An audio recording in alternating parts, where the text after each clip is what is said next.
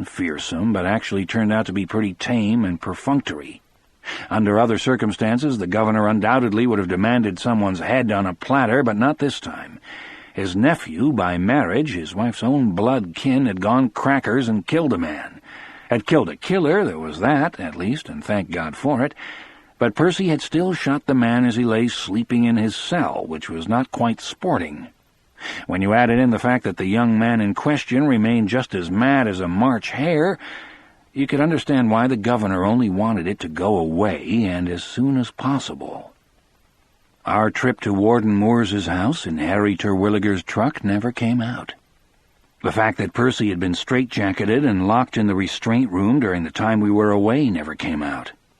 The fact that William Wharton had been doped to the gills when Percy shot him never came out either. Why would it? The authorities had no reason to suspect anything in Wharton's system but half a dozen slugs. A coroner removed those, a mortician put him in a pine box, and that was the end of the man with Billy the Kid tattooed on his left forearm. Good riddance to bad rubbish, you might say. All in all, the uproar lasted about 2 weeks. During that time, I didn't dare fart sideways, let alone take a day off to investigate the idea I'd gotten at my kitchen table on the morning after all the upheavals. I knew for sure that the circus had left town when I got to work on a day just shy of the middle of November, the 12th, I think, but don't hold me to that. That was the day I found the piece of paper I'd been dreading on the middle of my desk. The DOE on John Coffey. Curtis Anderson had signed it instead of Hal Moore's, but of course it was just as legal either way. And of course it had needed to go through Hal in order to get to me. I could imagine Hal sitting at his desk in administration with that piece of paper in his hand, sitting there and thinking of his wife, who had become something of a 9-days wonder to the doctors at Indianola General Hospital. She'd had her own DOE papers handed to her by those doctors, but John Coffey had torn them up. Now, however, it was Coffey's turn to walk the Green Mile. And who among us could stop it? Who among us would stop it? The date on the death warrant was November 20th. 3 days after I got it, the 15th, I think, I had Janice call me in sick. A cup of coffee later, I was driving north in my badly sprung but otherwise reliable Ford. Janice had kissed me on my way and wished me good luck. I'd thanked her, but no longer had any clear idea what good luck would be, finding what I was looking for or not finding it. All I knew for sure is that I didn't feel much like singing as I drove. Not that day. By 3 that afternoon, I was well up in the Ridge country. I got to the Purdom County Courthouse just before it closed, looked at some records, then had a visit from the sheriff, who had been informed by the county clerk that a stranger was poking in amongst the local skeletons. Sheriff Catlett wanted to know what I thought I was doing. I told him. Catlett thought it over and then told me something interesting. He said he'd deny he'd ever said a word if I spread it around, and it wasn't conclusive anyway. But it was something, all right. It was sure something. I thought about it all the way home, and that night there was a lot of thinking and precious little sleeping on my side of the bed. The next day I got up while the sun was still just a rumor in the east and drove downstate to Topingus County. I skirted around Homer Kribus, that great bag of guts and waters, speaking to Deputy Sheriff Rob McGee instead. McGee didn't want to hear what I was telling him, most vehemently didn't want to hear it. At one point I was pretty sure he was going to punch me in the mouth so he could stop hearing it, but in the end he agreed to go out and ask Klaus Dederick a couple of questions. Mostly, I think, so he could be sure I wouldn't. He's only 39, but he looks like an old man these days, McGee said. And he don't need a smart-ass prison guard who thinks he's a detective to stir him up just when some of the sorrow has started to settle. You stay right here in town. I don't want you within hailing distance of the Dederick farm, but I want to be able to find you when I'm done talking to Klaus. If you start feeling restless, have a piece of pie down there in a diner. It'll weight you down. I ended up having 2 pieces, and it was kind of heavy. When McGee came into the diner and sat down at the counter next to me, I tried to read his face, and failed. "Well?" I asked. "Come on home with me, we'll talk there," he said. This place is a mite too public for my taste. We had our conference on Rob McGee's front porch. Both of us were bundled up and chilly, but Mrs. McGee didn't allow smoking anywhere in her house. She was a woman ahead of her time. McGee talked a while. He did it like a man who doesn't in the least enjoy what he's hearing out of his own mouth. "It proves nothing. You know that, don't you?" he asked when he was pretty well done. His tone was belligerent, and he poked his home-rolled cigarette at me in an aggressive way as he spoke. But his face was sick. Not all proof is what you see and hear in a court of law, and we both knew it. I have an idea that was the only time in his life when Deputy McGee wished he was as country dumb as his boss. "I know," I said. "And if you're thinking of getting him a new trial on the basis of this one thing, you better think again, Senor. John Coffey is a Negro, and in Topanga County we're awful particular about giving new trials to Negroes." "I know that, too." "So what are you going to do?" I pitched my cigarette over the porch rail and into the street. Then I stood up. It was going to be a long, cold ride back home, and the sooner I got going, the sooner the trip would be done. "That I wish I did know, Deputy McGee," I said, "but I don't. The only thing I know tonight for a fact is that second piece of pie was a mistake." "I'll tell you something, smart guy," he said, still speaking in that tone of hollow belligerence. "I don't think you should have opened Pandora's box in the first place." "It wasn't me opened it," I said, and then drove home. I got there late, after midnight, but my wife was waiting up for me. I'd suspected she would be, but it still did my heart good to see her, and to have her put her arms around my neck and her body nice and firm against mine. "Hello, stranger," she said, and then touched me down below. "Nothing wrong with this fella now, is there? He's just as healthy as can be." "Yes, ma'am," I said, and lifted her up in my arms. I took her into the bedroom, and we made love as sweet as sugar. And as I came to my climax, that delicious feeling of going out and letting go, I thought of John Coffey's endlessly weeping eyes, and of Melinda Moore's saying, "I dreamed you were wandering in the dark, and so was I." Still lying on top of my wife, with her arms around my neck and our thighs together, I began to weep myself. "Paul," she said, shocked and afraid. I don't think she'd seen me in tears more than half a dozen times before in the entire course of our marriage. I have never been in the ordinary course of things a crying man. "Paul, what is it?" "I know everything there is to know," I said through my tears. "I know too goddamn much if you want to know the truth. I'm supposed to electrocute John Coffey in less than a week's time, but it was William Wharton who killed the Dederick girls. It was Wild Bill."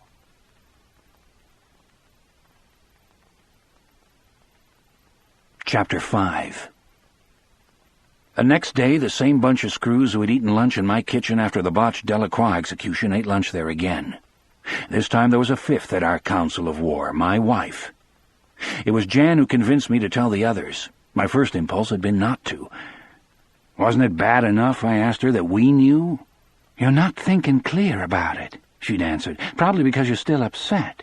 They already know the worst thing, that John's on the spot for a crime he didn't commit. If anything, this makes it a little better." I wasn't so sure, but I deferred to her judgment. I expected an uproar when I told Brutal, Dean, and Harry what I knew. I couldn't prove it, but I knew all right. But at first there was only thoughtful silence.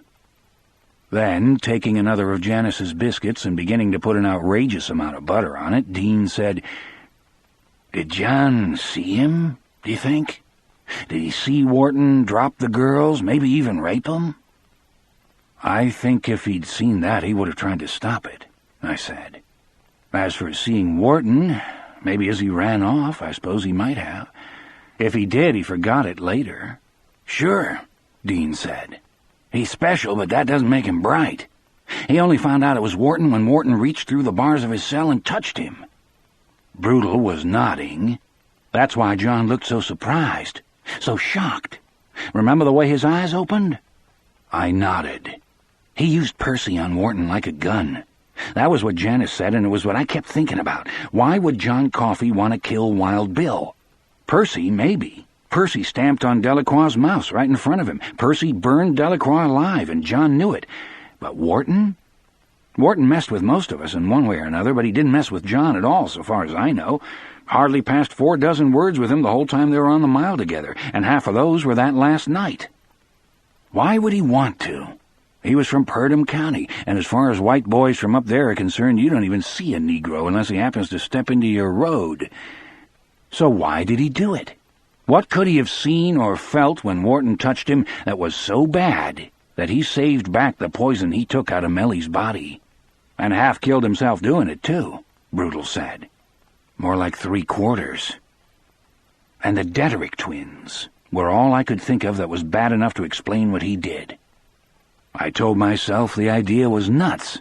Too much of a coincidence. It just couldn't be. Then I remembered something Curtis Anderson wrote in the first memo I ever got about Wharton, that Wharton was crazy wild and that he rambled all over the state before the holdup where he killed all those people. Rambled all over the state. That stuck with me. And there was the way he tried to choke Dean when he came in. That got me thinking about the dog, Dean said. He was rubbing his neck where Wharton had wrapped the chain. I don't think he even knew he was doing it. How the dog's neck was broken. Anyway, I went on up to Purdom County to check Wharton's court records. All we had here were the reports on the murders that got him to the Green Mile. The end of his career, in other words. I wanted the beginning. Lot of trouble? Brutal asked. Yeah. Vandalism, petty theft, setting haystack fires, even theft of an explosive. He and a friend swiped a stick of dynamite and set it off down by a creek. He got going early, 10 years old. But what I wanted wasn't there. Then the sheriff turned up to see who I was and what I was doing, and that was actually lucky. I fibbed. Told him that a cell search had turned up a bunch of pictures in Wharton's mattress, little girls with no clothes on. I said I'd wanted to see if Wharton had any kind of history as a pederast, because there were a couple of unsolved cases up in Tennessee that I'd heard about. I was careful never to mention the Dederick twins. I don't think they crossed his mind either. Of course not, Harry said. Why would they have? That case is solved, after all. I said I guess there was no sense chasing the idea, since there was nothing in Wharton's back file. I mean, there was plenty in the file, but none of it about that sort of thing. Then the sheriff, Catlett, his name is, laughed and said not everything a bad apple like Bill Wharton did was in the court files, and what did it matter anyway? He was dead, wasn't he? I said I was doing it just to satisfy my own curiosity, nothing else. And that relaxed him. He took me back to his office, sat me down, gave me a cup of coffee and a sinker, and told me that 16 months ago, when Wharton was barely 18, a man in the western part of the county caught him in the barn with his daughter. It wasn't rape, exactly. The fellow described it to Catlett as not much more than stinkfinger. Sorry, honey. That's all right, Janice said. She looked pale, though. How old was the girl? Brutal asked. 9, I said. He winced. The man might have taken off after Wharton himself if he'd had him some big old brothers or cousins to give him a help, but he didn't. So he went to Catlett, but made it clear he only wanted Wharton warned. No one wants a nasty thing like that right out in public if it can be helped. Anyway, Sheriff C. had been dealing with Wharton's antics for quite some time, had him in the reform school up that way for 8 months or so when Wharton was 15, and he decided enough was enough. He got 3 deputies. They went out to the Wharton place, set Mrs. Wharton aside when she started to weep and wail, and then they warned Mr. William Billy the Kid Wharton what happens to big pimple-faced galoots who go up in the hayloft with girls not even old enough to have heard about their monthly courses, let alone started them. We warned that little punk good, Catlett told me. Warned him until his head was bleeding, his shoulder was dislocated, and his ass was damn near broke. Brutal was laughing in spite of himself. That sounds like Purdom County, all right, he said, like as not. It was 3 months later, give or take, that Wharton broke out and started on the spree that ended with the holdup, I said. That and the murders that got him to us. So he'd had something to do with an underage girl once, Harry said. He took off his glasses, huffed on them, polished them. Why underage? Once isn't exactly a pattern, is it?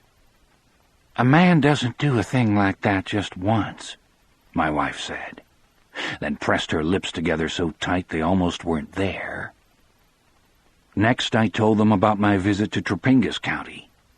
I'd been a lot more frank with Rob McGee. I'd had no choice, really.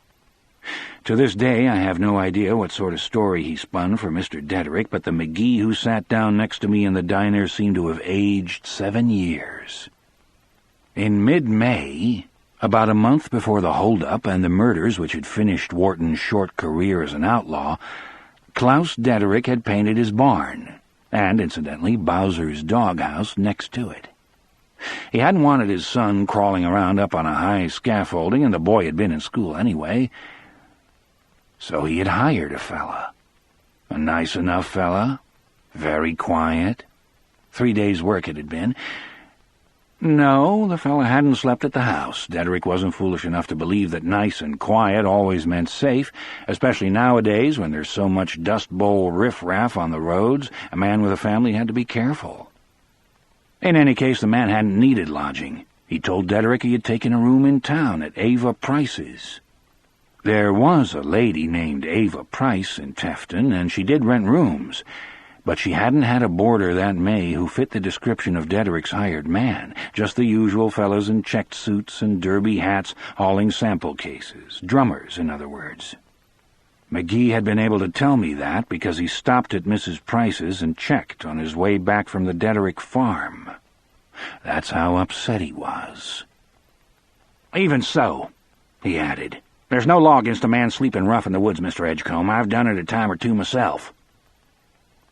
The hired man didn't sleep at the Dedrick's house, but he took dinner with them twice. He would have met Howie. He would have met the girls, Cora and Kathy. He would have listened to their chatter, some of which might have been about how much they looked forward to the coming summer, because if they were good and the weather was good, Mommy sometimes let them sleep out on the porch, where they could pretend they were pioneer wives crossing the Great Plains in Conestoga wagons. I can see him sitting there at the table, eating roast chicken and Mrs. Dedrick's rye bread, listening, keeping his wolf's eyes well veiled, nodding, smiling a little, storing it all up.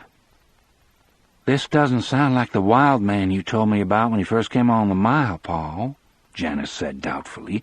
Not a bit. You didn't see him up at Indianola Hospital, ma'am, Harry said, just standing there with his mouth open and his bare butt hanging out the back of his Johnny, letting us dress him. We thought he's either drugged or foolish, didn't we, Dean? Dean nodded. The day after he finished the barn and left, a man wearing a bandana mask robbed Hampy's freight office in Jarvis, I told them. Got away with $70. He also took an 1892 silver dollar the freight agent carried as a lucky piece. That silver dollar was on Wharton when he was captured, and Jarvis is only 30 miles from Tefton. So this robber, this wild man, you think he just stopped for 3 days to help Klaus Dedrick paint his barn? My wife said. Ate dinner with them and said, please pass the peas, just like folks. The scariest thing about men like him is how unpredictable they are, Rudel said. He might have been planning to kill the Dedricks and rifle their house, then changed his mind because a cloud came over the sun at the wrong time or something like. Maybe he just wanted to cool off a little, but most likely he already had his eye on those 2 girls and was planning to come back. Do you think, Paul? I nodded. Of course I thought it. And then there's the name he gave Dedrick. What name? Jan asked. Will Bonney. Bonney? It was Billy the Kid's real name. Oh. Then her eyes widened. Oh, so you can get John Coffey off. Thank God. All you have to do is show Mr. Dedrick a picture of William Wharton. His mugshot should do. Brutal and I exchanged an uncomfortable look. Dean was looking a bit hopeful, but Harry was staring down at his hands, as if all at once fabulously interested in his fingernails. "What's wrong?" Janice asked. "Why are you looking at each other that way? Surely this man McGee will have to—" "Rob McGee struck me as a good man, and I think he's a hell of a law officer," I said, "but he swings no weight in Trepingus County. The power there is Sheriff Krybus, and the day he reopens the Dederick case on the basis of what I was able to find out would be the day it snows in hell." "But if Wharton was there, if Dederick can identify a picture of him and they know he was there—" "Him being there in May doesn't mean he came back and killed those girls in June," Brutal said. He spoke in a low, gentle voice, the way you speak when you're telling someone there's been a death in the family. "On one hand, you've got this fella who helped Klaus Dederick paint a barn and then went away. Turns out he was committing crimes all over the place, but there's nothing against him for the 3 days in May he was around Tefton. On the other hand, you've got this big Negro, this huge Negro that you found on the riverbank holding 2 little dead girls, both of them naked, in his arms." He shook his head. "Paul's right, Jan. McGee may have his doubts, but McGee doesn't matter. Krybus is the only one who can reopen the case, and Krybus doesn't want to mess with what he thinks of as a happy ending. It was a nigger, thinks he, and not one of ourn in any case. Beautiful. I'll go up there to Cold Mountain, have me a steak and a draft beer at Ma's, and watch him fry, and there's an end to it." Janice listened to all this with a mounting expression of horror on her face, then turned to me. "But McGee believes it, doesn't he, Paul? I could see it on your face. Deputy McGee knows he arrested the wrong man. Won't he stand up to the sheriff?" "All he can do by standing up to him is lose his job," I said. "Yes, I think that in his heart he knows it was Wharton. But what he says to himself is that if he keeps his mouth shut and plays the game until Krybus either retires or eats himself to death, he gets the job, and things'll be different then. That's what he tells himself to get to sleep, I imagine. And he's probably not so much different from Homer about one thing. He'll tell himself, after all, it's only a Negro. It's not like they're going to burn a white man for it." "Then you'll have to go to them," Janice said, and my heart turned cold at the decisive, no-doubt-about-it tone of her voice. "Go and tell them what you found out." "And how should we tell them we found it out, Jan?" Brutal asked her in that same low voice. "Should we tell them about how Wharton grabbed John while we were taking him out of the prison to work a miracle on the warden's wife?" "No, of course not, but—" She saw how thin the ice was in that direction and skated in another one. "Lie, then," she said. She looked defiantly at Brutal, then turned that look on me. It was hot enough to smoke a hole in newspaper, you'd have said. "Lie," I repeated. "Lie about what?" "About what got you going. First up to Purdom County and then down to Trepingus. Go down there to that fat old Sheriff Krybus and say that Wharton told you he raped and murdered the Dederick girls, that he confessed." She switched her hot gaze to Brutal for a moment. "You can back him up, Brutus. You can say you were there when he confessed. You heard it, too." "Why, Percy probably heard it as well, and that was probably what set him off. He shot Wharton because he couldn't stand thinking of what Wharton had done to those children. It snapped his mind. Just—" "What? What now, in the name of God?" It wasn't just me and Brutal. Harry and Dean were looking at her, too, with a kind of horror. "We never reported anything like that, ma'am," Harry said. He spoke as if talking to a child. "The first thing people would ask is why we didn't. We're supposed to report anything our cell babies say about prior crimes, theirs or anyone else's." "Not that we would have believed him," Brutal put in. "A man like Wild Bill Wharton lies about anything, Jan. Crimes he's committed, big shots he's known, women he's gone to bed with, touchdowns he scored in high school, even the damn weather." But... Her face was agonized. I went to put my arm around her, and she pushed it violently away. "But he was there. He painted their goddamned barn. He ate dinner with them." "All the more reason why he might take credit for the crime," Brutal said.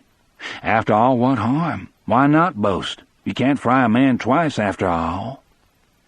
Let me see if I've got this right. We here at this table know that not only did John Coffey not kill those girls, he was trying to save their lives. Deputy McGee doesn't know all that, of course, but he does have a pretty good idea that the man condemned to die for the murders didn't do them. And still, you can't get him a new trial. Can't even reopen the case.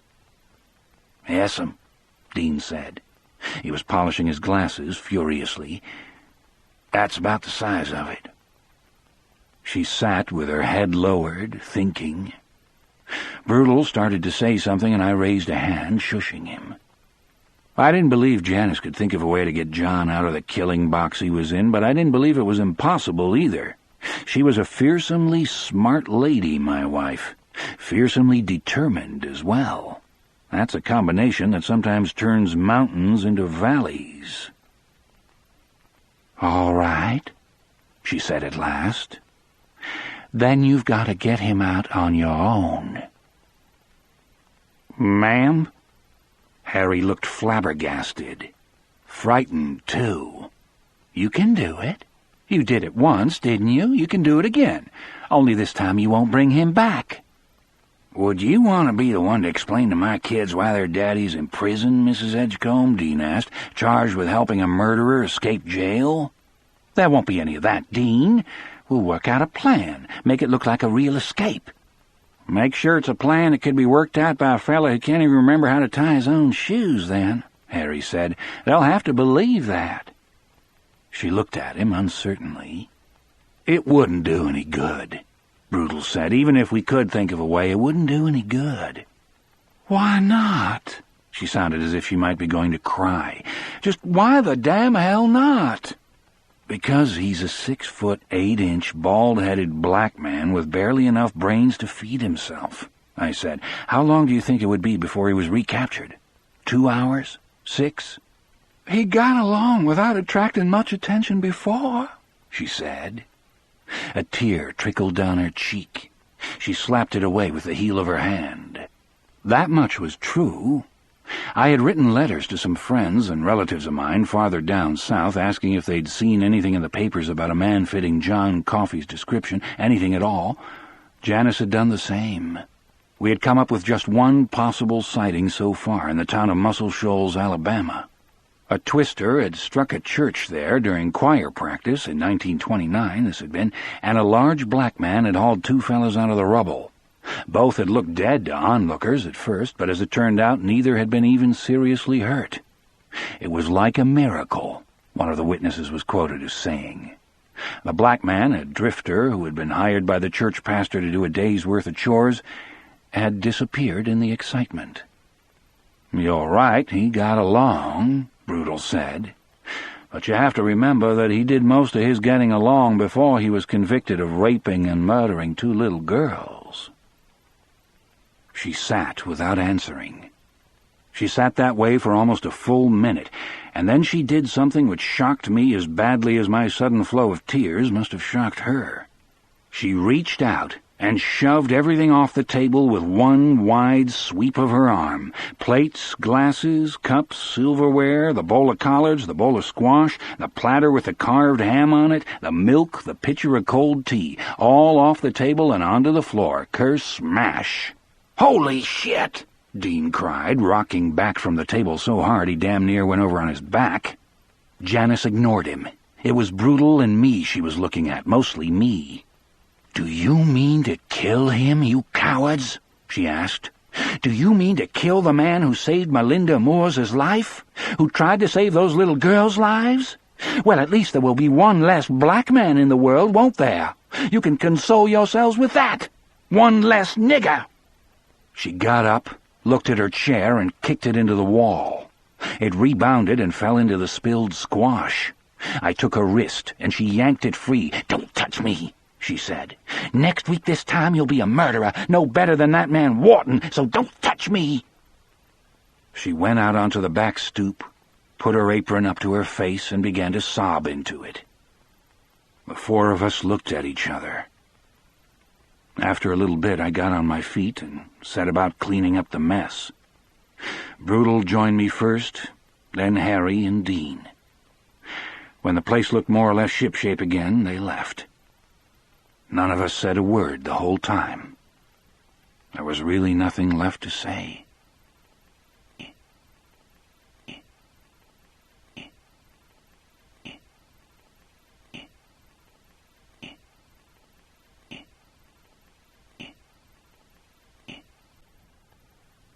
Chapter 6. That was my night off. I sat in the living room of our little house, smoking cigarettes, listening to the radio, and watching the dark come up out of the ground to swallow the sky. Television is all right, I've nothing against it, but I don't like how it turns you away from the rest of the world and toward nothing but its own glassy self. In that one way, at least, radio was better. Janice came in, knelt beside the arm of my chair, and took my hand. For a little while, neither of us said anything, just stayed that way, listening to Kay Kaiser's College of Musical Knowledge and watching the stars come out. It was all right with me. "I'm so sorry I called you a coward," she said. "I feel worse about that than anything I've ever said to you in our whole marriage." Even the time when we went camping and you called me Old Stinky Sam? I asked. And then we laughed and had a kiss or two, and it was better again between us. She was so beautiful, my Janice, and I still dream of her. Old and tired of living as I am, I'll dream that she walks into my room in this lonely, forgotten place where the hallways all smell of piss and old boiled cabbage. I dream she's young and beautiful with her blue eyes and her fine, high breasts that I couldn't hardly keep my hands off of, and she'll say, "Why, honey, I wasn't in that bus crash. You made a mistake, that's all." Even now I dream that. And sometimes when I wake up and know it was a dream, I cry. I, who hardly ever cried at all when I was young. "Does Hal know?" she asked at last. "That John's innocent? I don't see how he can." "Can he help? Does he have any influence with Krybus?" "Not a bit, honey." She nodded as if she had expected this. "Then don't tell him. If he can't help, for God's sake, don't tell him." "No." She looked up at me with steady eyes. "And you won't call in sick that night? None of you will. You can't." "No, we can't. If we're there, we can at least make it quick for him. We can do that much. It won't be like Delacroix." For a moment, mercifully brief, I saw the black silk mask burning away from Dell's face and revealing the cooked blobs of jelly which had been his eyes. "There's no way out for you, is there?" She took my hand, rubbed it down the soft velvet of her cheek. "Poor Paul. Poor old guy." I said nothing. Never before or after in my life did I feel so much like running from a thing, just taking Jan with me, the two of us with a single packed carpet bag between us, running to anywhere. "My poor old guy," she repeated. And then, "Talk to him." "Who, John?" "Yes. Talk to him. Find out what he wants." I thought about it, then nodded. She was right. She usually was.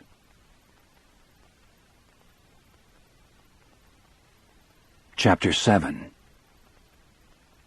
2 days later, on the 18th, Bill Dodge, Hank Bitterman, and someone else, I don't remember who, some floater, took John Coffey over to D Block for his shower, and we rehearsed his execution while he was gone. We didn't let Toot Toot stand in for John. All of us knew, even without talking about it, that it would have been an obscenity. I did it. John Coffey Brutal said in a not quite steady voice as I sat clamped into old Sparky. "You have been condemned to die in the electric chair. Sentence passed by a jury of your peers." John Coffey's peers? What a joke. So far as I knew, there was no one like him on the planet. Then I thought of what John had said while he stood looking at Sparky from the foot of the stairs leading down from my office.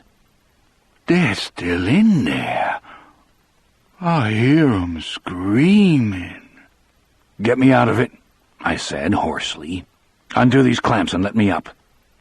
They did it, but for a moment I felt frozen there, as if old Sparky did not want to let me go.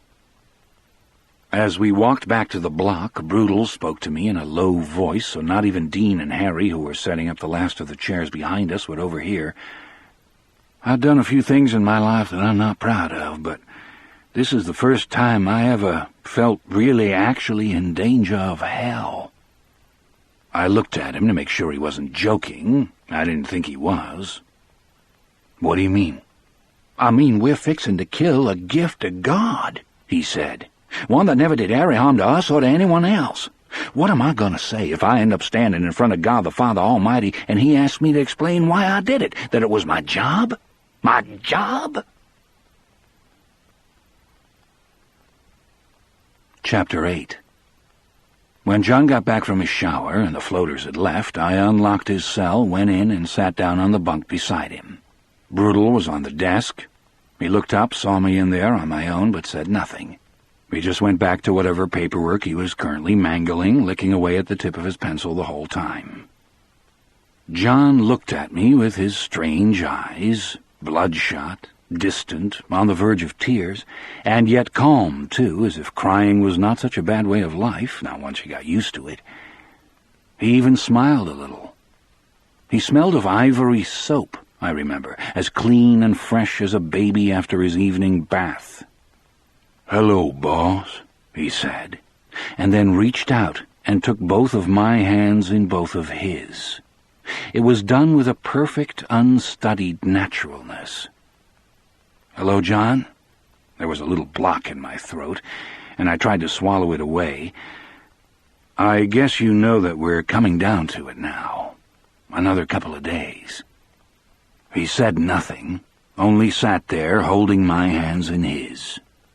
I think, looking back on it, that something had already begun to happen to me, but I was too fixed, mentally and emotionally, on doing my duty to notice. "Is there anything special you'd like that night for dinner, John? We can rustle you up most anything. Even bring you a beer if you want. Just have to put it in a coffee cup, that's all." "Never got the taste," he said. "Something special to eat, then?" His brow creased below that expanse of clean brown skull. Then the lines smoothed out and he smiled. "Meatloaf'd be good." "Meatloaf it is, with gravy and mashed." I felt a tingle, like you get in your arm when you've slept on it, except this one was all over my body. In my body. What else to go with it? "Dunno, boss. Whatever you got, I guess. Okra, maybe, but I's not picky." "All right," I said, and thought he would also have Mrs. Janice Edgecombe's peach cobbler for dessert. Now, what about a preacher? Someone you could say a little prayer with night after next. It comforts a man. I've seen that many times. I could get in touch with Reverend Schuster. He's the man who came when Dell don't want no preacher, John said. "You been good to me, boss. You can say a prayer if you want. That'd be all right. I could get knee-bow with you a bit, I guess." "Me?" "John, I couldn't." He pressed down on my hands a little, and that feeling got stronger. "You could," he said. "Couldn't you, boss?" "I suppose so," I heard myself say. My voice seemed to have developed an echo. "I suppose I could, if it came to that." The feeling was strong inside me by then, and it was like before when he'd cured my waterworks, but it was different, too. And not just because there was nothing wrong with me this time. It was different because this time he didn't know he was doing it. Suddenly I was terrified, almost choked with a need to get out of there. Lights were going on inside me where there had never been lights before, not just in my brain, all over my body. "You and Mr. Howell and the other bosses been good to me," John Coffey said. "I know you've been worrying, but you ought to quit on it now. Because I want to go, boss." I tried to speak and couldn't. He could, though. What he said next was the longest I ever heard him speak. "I'm rightly tired of the pain I hear and feel, boss.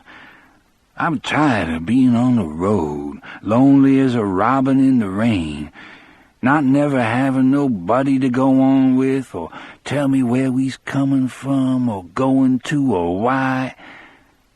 I'm tired of people being ugly to each other. It feels like pieces of glass in my head. I'm tired of all the times I wanted to help and couldn't. I'm tired of being in the dark. Mostly, it's the pain. There's too much. If I could end it, I would. But I can't." "Stop it," I tried to say. "Stop it. Let go of my hands. I'm going to drown if you don't. Drown or explode." "You won't explode," he said, smiling a little at the idea. But he let go of my hands. I leaned forward, gasping. Between my knees I could see every crack in the cement floor, every groove, every flash of mica. I looked up at the wall and saw names that had been written there in 1924, 1926, 1931. Those names had been washed away. The men who had written them had also been washed away, in a manner of speaking, but I guess you can never wash anything completely away, not from this dark glass of a world. And now I saw them again, a tangle of names overlying one another, and looking at them was like listening to the dead speak and sing and cry out for mercy. I felt my eyeballs pulsing in their sockets, heard my own heart, felt the windy whoosh of my blood rushing through all the boulevards of my body like letters being mailed to everywhere. I heard a train whistle in the distance. The 3:50 to Priceford, I imagine, but I couldn't be sure because I'd never heard it before. Not from Cold Mountain I hadn't, because the closest it came to the state pen was 10 miles east.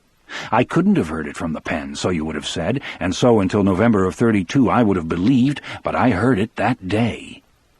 Somewhere a light bulb shattered, loud as a bomb. "What did you do to me?" I whispered. "Oh, John, what did you do?" "I'm sorry, boss," he said in his calm way. "I wasn't thinking. Ain't much, I reckon. You feel like regular soon." I got up and went to the cell door. It felt like walking in a dream. When I got there, he said, "You wonder why they didn't scream. That's the only thing you still wonder about, ain't it? Why those 2 little girls didn't scream while they were still there on the porch." I turned and looked at him. I could see every red snap in his eyes. I could see every pore on his face. And I could feel his hurt, the pain that he took in from other people like a sponge takes in water. I could see the darkness he had spoken of, too. It lay in all the spaces of the world as he saw it. And in that moment I felt both pity for him and great relief. Yes, it was a terrible thing we'd be doing. Nothing would ever change that. And yet we would be doing him a favor. "I seen it when that bad fella he done grabbed me," John said.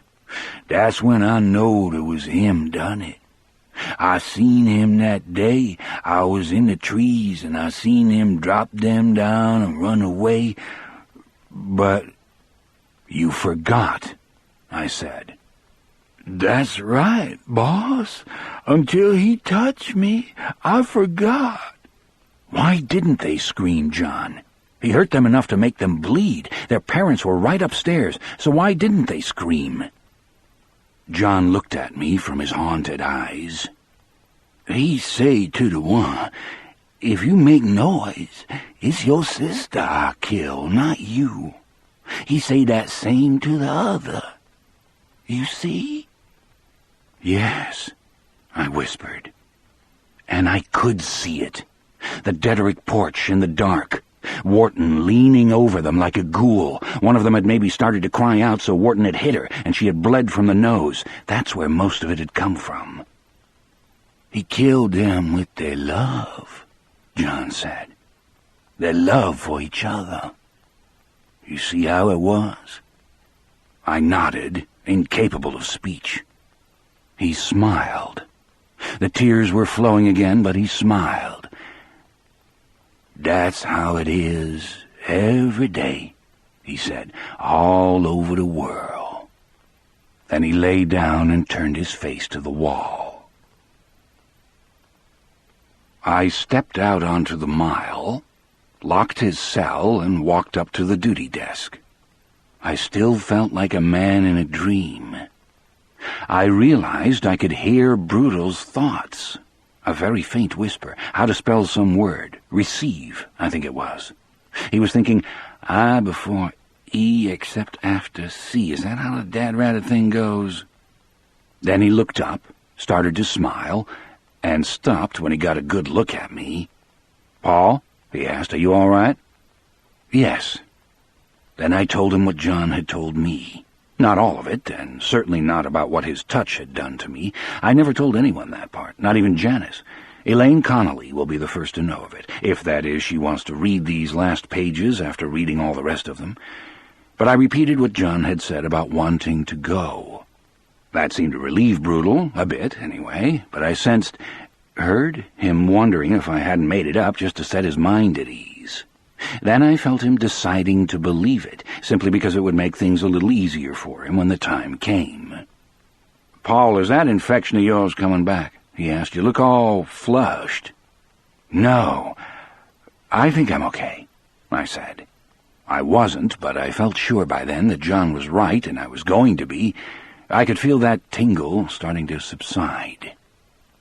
All the same, it might not hurt you to go on in your office there and lie down a bit. Lying down was the last thing I felt like right then. The idea seemed so ridiculous that I almost laughed. What I felt like doing was maybe building myself a little house, then shingling it and plowing a garden in back and planting it, all before supper time. That's how it is, I thought, every day, all over the world. That darkness, all over the world. I'm gonna take a turn over to admin instead. Got a few things to check over there. If you say so. I went to the door and opened it, then looked back. You've got it right, I said. I before E except after C. Most of the time, anyway. I guess there's exceptions to all the rules. I went out, not needing to look back at him to know he was staring with his mouth open. I kept moving for the rest of that shift, unable to sit down for more than 5 minutes at a stretch before jumping up again. I went over to admin, and then I tromped back and forth across the empty exercise yard until the guards in the towers must have thought I was crazy. But by the time my shift was over, I was starting to calm down again, and that rustle of thoughts in my head, like a stirring of leaves it was, had pretty much quieted down. Still, halfway home that morning, it came back strong. I had to park my Ford by the side of the road, get out, and sprint nearly half a mile, head down, arms pumping, breath tearing in and out of my throat as warm as something that you've carried in your armpit. Then, at last, I began to feel really normal. I trotted halfway back to where the Ford was parked and walked the rest of the way, my breath steaming in the chilly air. When I got home, I told Janice that John Coffey had said he was ready, that he wanted to go. She nodded, looking relieved. Was she really? I couldn't say. 6 hours before, even 3, I would have known, but by then I didn't. And that was good. John had kept saying that he was tired, and now I could understand why. It would have tired anyone out, what he had. would have made anyone long for rest and for quiet. When Janice asked me why I looked so flushed and smelled so sweaty, I told her I had stopped the car on my way home and gone running for a while, running hard. I told her that much. As I may have said, there's too many pages here now for me to want to look back through and make sure lying wasn't much a part of our marriage, but I didn't tell her why. And she didn't ask.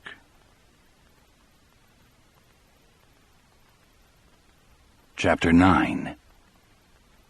There were no thunderstorms on the night it came John Coffey's turn to walk the Green Mile. It was seasonably cold for those parts at that time of year, in the 30s, I'd guess, and a million stars spilled across used-up, picked-out fields where frost glittered on fence posts and glowed like diamonds on the dry skeletons of July's corn. Brutus Howell was out front for this one. He would do the capping and tell Van Hay to roll when it was time. Bill Dodge was in with Van Hay. And at around 11:20 on the night of November 20th, Dean and Harry and I went down to our one occupied cell, where John Coffey sat on the end of his bunk with his hands clasped between his knees and a tiny dab of meatloaf gravy on the collar of his blue shirt. He looked out through the bars at us. A lot calmer than we felt, it seemed. My hands were cold and my temples were throbbing. It was one thing to know he was willing. It made it at least possible for us to do our job, but it was another to know we were going to electrocute him for someone else's crime. I had last seen Hal Moores around 7 that evening. He was in his office, buttoning up his overcoat. His face was pale, his hands shaking so badly that he was making quite some production of those buttons. I almost wanted to knock his fingers aside and do the coat up myself, like you would with a little kid. The irony was that Melinda had looked better when Jan and I went to see her the previous weekend than Hal had looked earlier on John Coffey's execution evening. "I won't be staying for this one," he had said. "Curtis will be there, and I know Coffey will be in good hands with you and Brutus." "Yes, sir, we'll do our best," I said. "Is there any word on Percy? Is he coming back around, is what I meant, of course. Is he even now sitting in a room somewhere and telling someone, some doctor most likely, about how we zipped him into the nutcoat and threw him into the restraint room like any other problem child, any other lagoon in Percy's language? And if he is, are they believing him?" But according to Hal, Percy was just the same, not talking and not, so far as anyone could tell, in the world at all. He was still at Indianola, being evaluated, Hal had said, looking mystified at the phrase, but if there was no improvement, he would be moving along soon. "How's Coffey holding up?" Hal had asked then. He had finally managed to do up the last button of his coat. I nodded. "He'll be fine, Warden." He'd nodded back, then gone to the door, looking old and ill. How can so much good and so much evil live together in the same man? How could the man who cured my wife be the same man who killed those little girls? Do you understand that?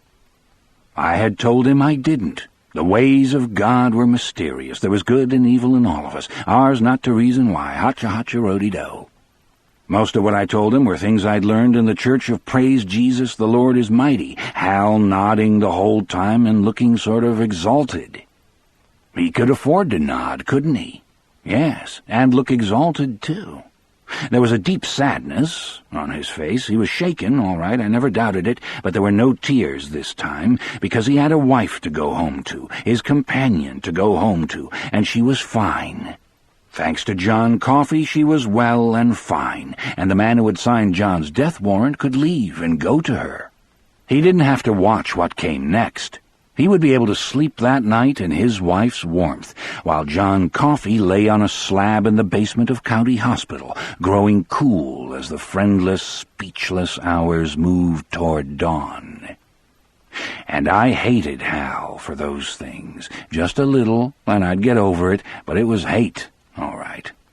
The genuine article. Now I stepped into the cell, followed by Dean and Harry, both of them pale and downcast. "Are you ready, John?" I asked. He nodded. Yes, boss, guess so. All right, then. I got a piece to say before we go out. You say what you need to, boss. John Coffey? As an officer of the court, I said it right to the end. And when I'd finished, Harry Terwilliger stepped up beside me and held out his hand. John looked surprised for a moment, then smiled and shook it. Dean, looking paler than ever, offered his next. You deserve better than this, Johnny, he said hoarsely. I'm sorry. I'll be all right, John said. This the hard part. I'll be all right in a little while. He got up, and the St. Christopher's medal Melly had given him swung free of his shirt. John, I ought to have that, I said. I can put it back on you after if you want, but I should take it for now. It was silver, and if it was lying against his skin when Jack Van Hay switched on the juice, it might fuse itself into his skin. Even if it didn't do that, it was apt to electroplate, leaving a kind of charred photograph of itself on the skin of his chest. I had seen it before. I'd seen most everything during my years on the mile. More than was good for me, I knew that now. He slipped the chain over his head and put it in my hand. I put the medallion in my pocket and told him to step on out of the cell. There was no need to check his head and make sure the contact would be firm and the induction good. It was as smooth as the palm of my hand. You know, I fell asleep this afternoon and had a dream, boss, he said. I dreamed about Dell's mouse. Did you, John? I flanked him on the left. Harry took the right. Dean fell in behind, and then we were walking the Green Mile. For me, it was the last time I ever walked it with a prisoner. Yep, he said. I dreamed he got down to that place Boss Howell talked about, that Mouseville place. I dreamed there was kids, and how they laughed at his tricks. My! He laughed himself at the thought of it, then grew serious again. I dreamed those two little blonde-headed girls were there. There's laughing, too. I put my arms around them, and there's no blood coming out their hair, and there's fine. We all watched Mr. Jingles roll that spool, and how we did laugh. Fit to bust we was. Is that so? I was thinking I couldn't go through with it. Just could not. There was no way. I was going to cry or scream, or maybe my heart would burst with sorrow, and that would be an end to it. We went into my office. John looked around for a moment or two, then dropped to his knees without having to be asked. Behind him, Harry was looking at me with haunted eyes. Dean was as white as paper. I got down on my knees with John and thought there was a funny turnaround brewing here. After all the prisoners I'd had to help up so they could finish the journey, this time I was the one who was apt to need a hand. That's the way it felt, anyway. What should we pray for, boss? John asked. Strength, I said without even thinking. I closed my eyes and said, Lord God of hosts, please help us finish what we've started, and please welcome this man, John Coffey, like the drink but not spelled the same, into heaven, and give him peace. Please help us to see him off the way he deserves, and let nothing go wrong. Amen. I opened my eyes and looked at Dean and Harry. Both of them looked a little better. Probably I was having a few moments to catch their breath. I doubt it was my praying. I started to get up, and John caught my arm. He gave me a look that was both timid and hopeful. I remember a prayer someone taught me when I was little, he said. At least I think I do. Can I say it? You go right on and do her, Dean said. Lots of time yet, John. John closed his eyes and frowned with concentration. I expected now I lay me down to sleep, or maybe a garbled version of the Lord's Prayer, but I got neither. I had never heard what he came out with before, and have never heard it again. Not that either the sentiments or expressions were particularly unusual. Holding his hands up in front of his closed eyes, John Coffey said, Baby Jesus, meek and mild, pray for me, an orphan child.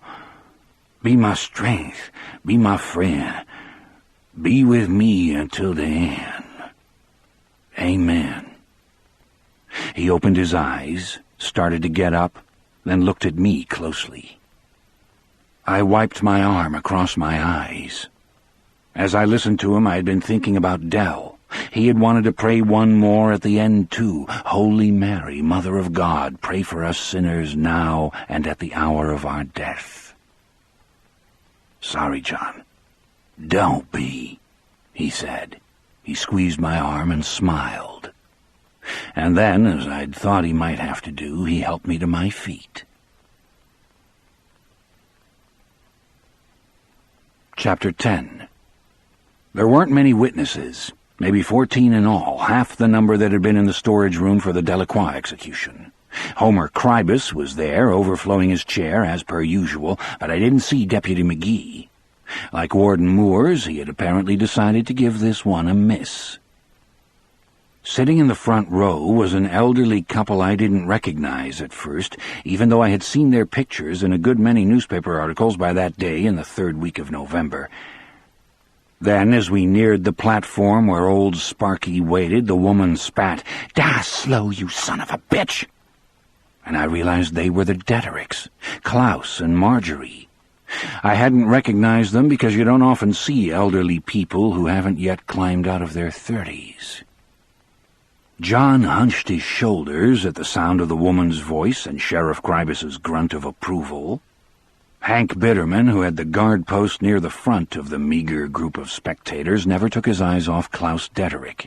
That was per my orders, but Deterick never made a move in John's direction that night. Deterick seemed to be on some other planet. Brutal, standing beside old Sparky, gave me a small finger tilt as we stepped up onto the platform. He holstered his sidearm and took John's wrist, escorting him toward the electric chair as gently as a boy leading his date out onto the floor for their first dance as a couple. "Everything all right, John?" he asked in a low voice.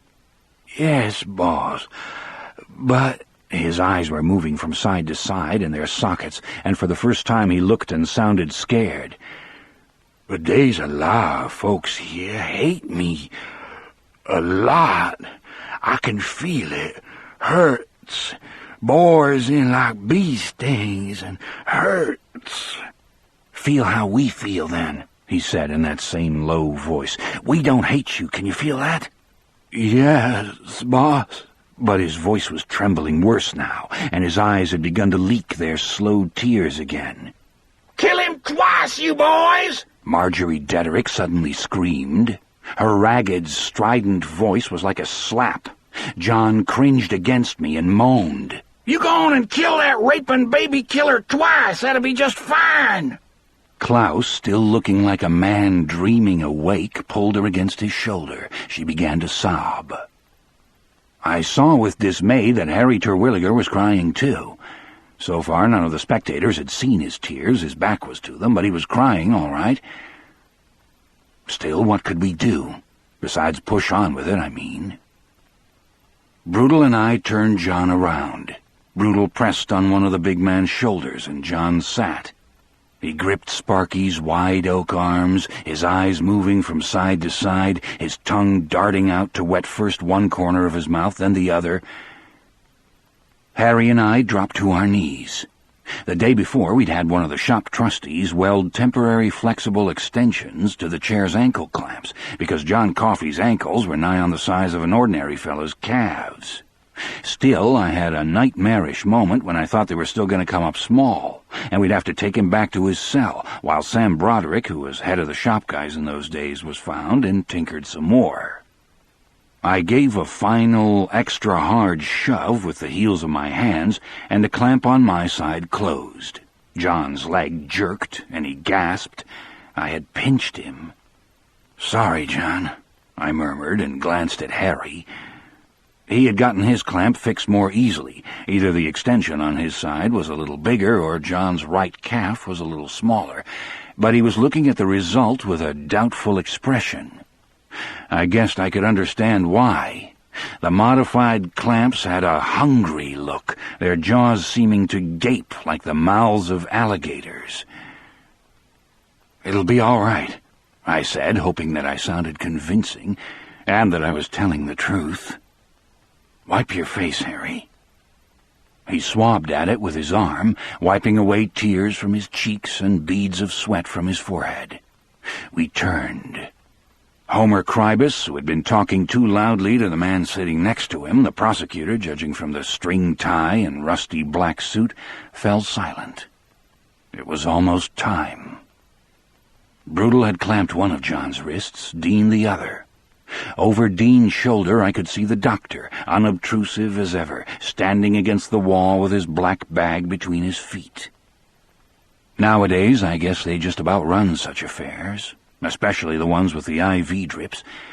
But back then you almost had to yank them forward if you wanted them. Maybe back then they had a clearer idea of what was right for a doctor to be doing and what was a perversion of the special promise they make, the one where they swear first of all to do no harm. Dean nodded to Brutal. Brutal turned his head, seemed to glance at the telephone that was never going to ring for the likes of John Coffey, and called, "Roll on one," to Jack Van Hay. There was that hum, like an old fridge kicking on, and the lights burned a little brighter. Our shadows stood out a little sharper, black shapes that climbed the wall and seemed to hover around the shadow of the chair like vultures. John drew in a sharp breath. His knuckles were white. "Does it hurt yet?" Mrs. Dederick shrieked brokenly from against her husband's shoulder. "I hope it does. I hope it hurts like hell." Her husband squeezed her. One side of his nose was bleeding, I saw, a narrow trickle of red working its way down into his narrow-gauge mustache. When I opened the paper the following March and saw he'd died of a stroke, I was about the least surprised man on earth. Brutal stepped into John's field of vision. He touched John's shoulder as he spoke. That was irregular, but of the witnesses only Curtis Anderson knew it, and he did not seem to remark it. I thought he looked like a man who only wants to be done with his current job, desperately wants to be done with it. He enlisted in the Army after Pearl Harbor, but never got overseas. He died at Fort Bragg in a truck accident. John, meanwhile, relaxed beneath Brutal's fingers. I don't think he understood much, if any, of what Brutal was telling him, but he took comfort from Brutal's hand on his shoulder. Brutal, who died of a heart attack about 25 years later, he was eating a fish sandwich and watching TV wrestling when it happened, his sister said, was a good man. My friend. Maybe the best of us. He had no trouble understanding how a man could simultaneously want to go and still be terrified of the trip. "John Coffey, you have been condemned to die in the electric chair, sentence passed by a jury of your peers and imposed by a judge of good standing in this state. God save the people of this state. Do you have anything to say before sentence is carried out?" John wet his lips again, then spoke clearly. 6 words. "I'm sorry for what I am." "You ought to be!" the mother of the 2 dead girls screamed. "Oh, you monster! You ought to be! You damn well ought to be!" John's eyes turned to me. I saw no resignation in them, no hope of heaven, no dawning peace. How I would love to tell you that I did. How I would love to tell myself that. What I saw was fear, misery, incompletion, and incomprehension. They were the eyes of a trapped and terrified animal. I thought of what he'd said about how Wharton had gotten Cora and Kathy Dederick off the porch without rousing the house. He killed them with their love. That's how it is every day, all over the world. Brutal took the new mask from its brass hook on the back of the chair, but as soon as John saw it and understood what it was, his eyes widened in horror. He looked at me, and now I could see huge droplets of sweat standing out on the curve of his naked skull. As big as robin's eggs they looked.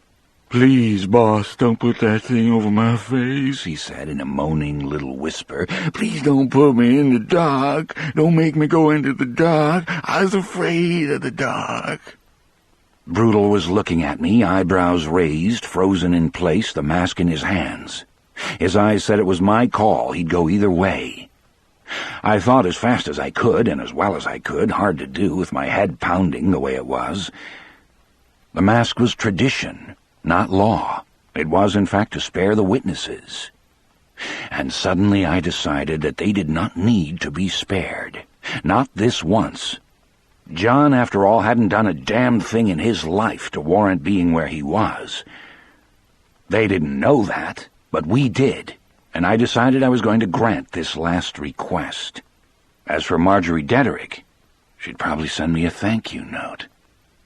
"All right, John," I murmured. Brutal put the mask back.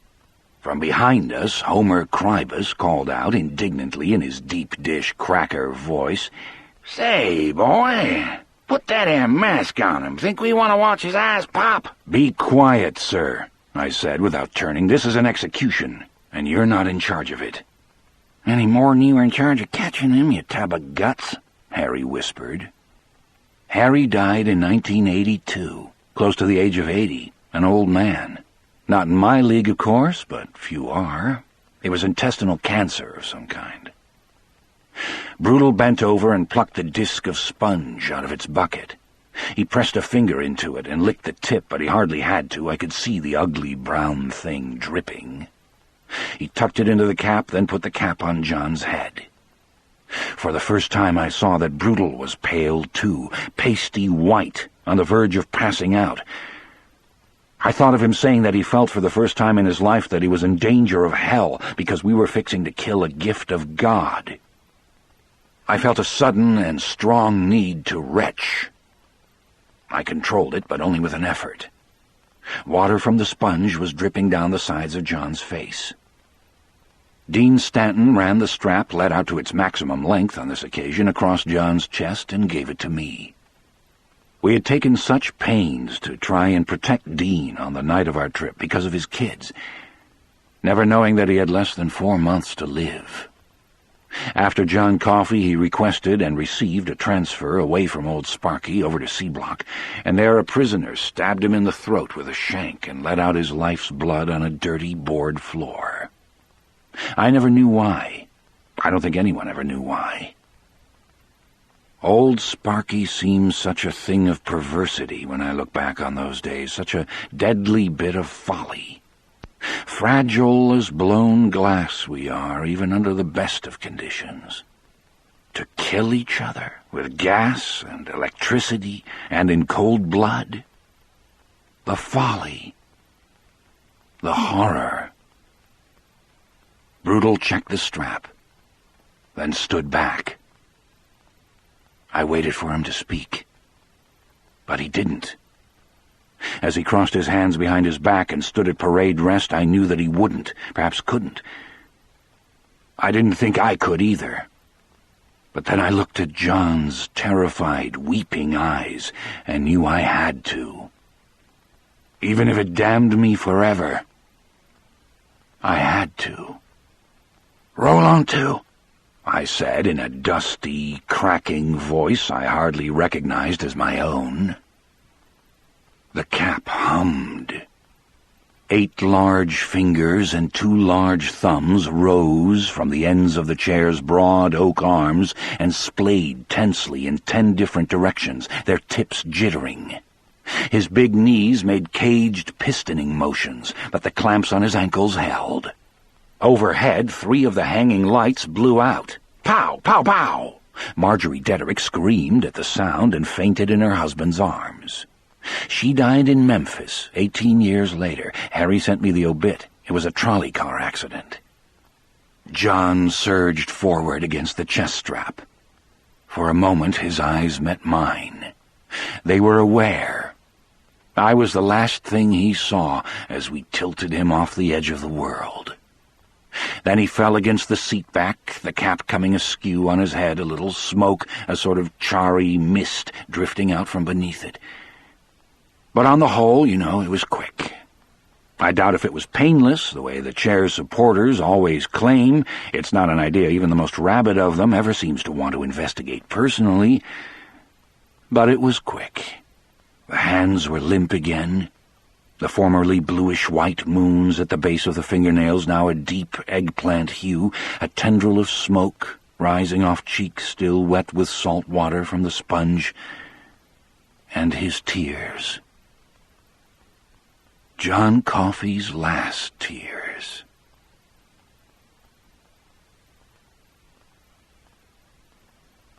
Chapter 11.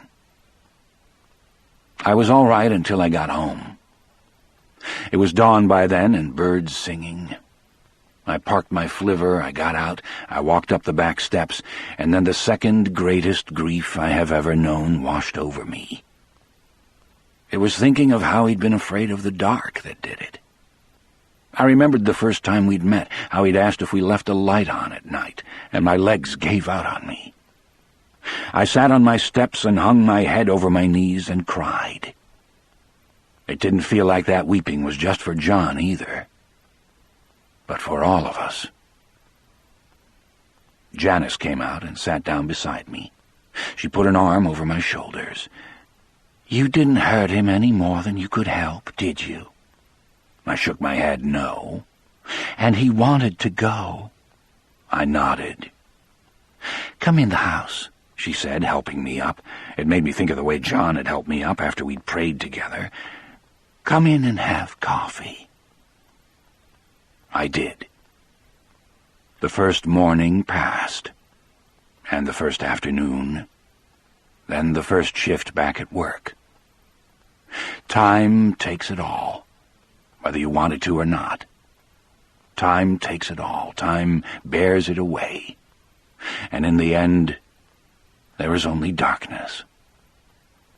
Sometimes we find others in that darkness, and sometimes we lose them there again.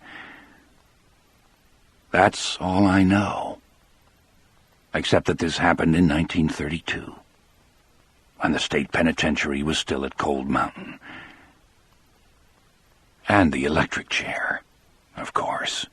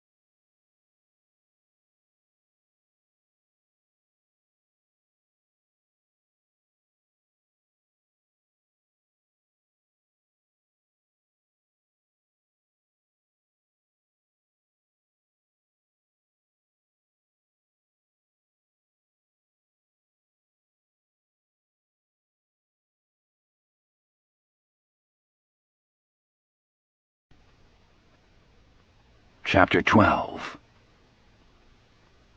Around 2:15 in the afternoon, my friend Elaine Connolly came to me where I sat in the sunroom with the last pages of my story squared up neatly in front of me. Her face was very pale, and there were shiny places under her eyes. I think she had been crying. Me, I'd been looking. Just that, looking out the window and over the hills to the east, my right hand throbbing at the end of its wrist. But it was a peaceful throb, somehow. I felt empty, husked out, a feeling that was terrible and wonderful at the same time. It was hard to meet Elaine's eyes. I was afraid of the hate and contempt I might see there. But they were all right. Sad and wondering, but all right. No hate, no contempt, and no disbelief. "You want the rest of the story?" I asked. I tapped the little pile of script with my aching hand. "It's here, but I'll understand if you'd just as soon not." "It isn't a question of what I want," she said. "I have to know how it came out. Although I guess there is no doubt that you executed him. The intervention of Providence with a capital P is greatly overrated in the lives of ordinary humans, I think. But before I take those pages, Paul—" She stopped as if unsure how to go on. I waited. Sometimes you can't help people. Sometimes it's better not even to try. "Paul, you speak in here as though you had 2 grown children in 1932. Not just 1, but 2. If you didn't get married to your Janice when you were 12 and she was 11, something like that," I smiled a little. "We were young when we married. A lot of Hill people are. My own mother was, but not that young." "Then how old are you? I've always assumed you were in your early 80s, my age, possibly even a little younger, but according to this—" "I was 40 the year John walked the Green Mile," I said. "I was born in 1892. That makes me 104, unless my reckoning's out." She stared at me, speechless. I held out the rest of the manuscript, remembering again how John had touched me there in his cell. "You won't explode," he'd said, smiling a bit at the very idea, and I hadn't. But something had happened to me all the same. Something lasting. "Read the rest of it," I said. "What answers I have are in there." "All right," she almost whispered. "I'm a little afraid to. I can't lie about that, but... all right. Where will you be?" I stood up, stretched, listened to my spine crackle in my back. One thing that I knew for sure was that I was sick to death of the sunroom. "Out on the croquet course. There's still something I want to show you, and it's in that direction." "Is it scary?" In her timid look I saw the little girl she had been back when men wore straw boaters in the summer and raccoon coats in the winter. "No," I said, smiling. "Not scary." "All right." She took the pages. "I'm going to take these down to my room. I'll see you out on the croquet course around—" She riffled the manuscript, estimating. 4, is that all right?" "Perfect," I said, thinking of the too curious Brad Dolan. He would be gone by then. She reached out, gave my arm a little squeeze, and left the room. I stood where I was for a moment, looking down at the table, taking in the fact that it was bare again, except for the breakfast tray Elaine had brought me that morning, my scattered papers at last gone. I somehow couldn't believe I was done. And as you can see, since all this was written after I recorded John Coffey's execution and gave the last batch of pages to Elaine, I was not, and even then, part of me knew why. Alabama. I filched the last piece of cold toast off the tray, went downstairs and out onto the croquet course.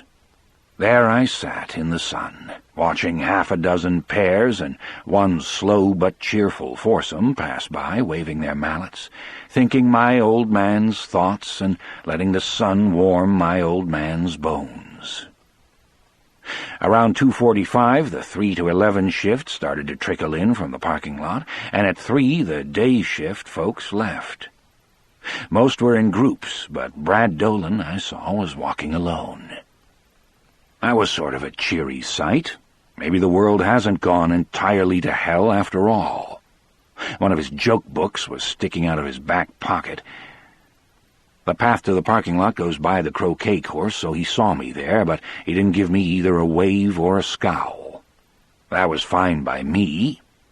He got into his old Chevrolet with the bumper sticker reading, "I have seen God, and his name is Newt."